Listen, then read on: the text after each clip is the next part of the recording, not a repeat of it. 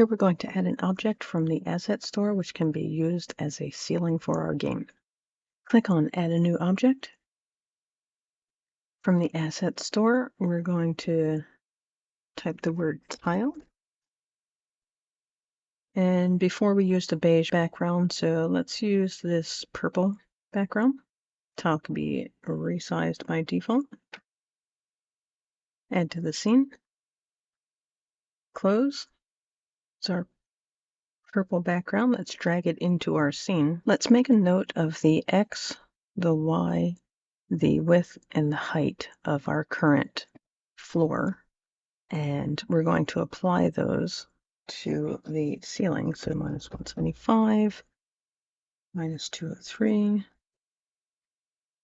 and then width 646, and then 1115.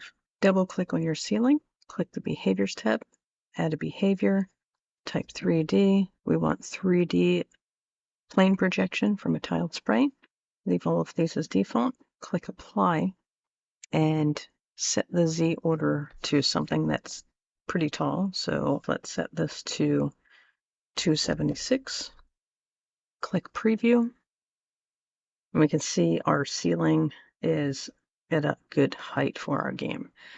Close this, and it's going to be tempting to move this in order to continue working on your game development.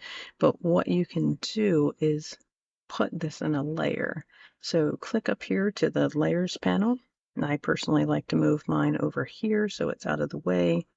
And if you just drag it until you see that blue, you can also bring it down by hovering here and just drag that down so you can see. You don't need it to take up too much space.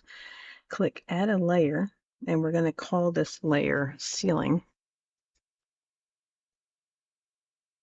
And then click on the ceiling, and over here, we're going to change this layer from base layer to ceiling.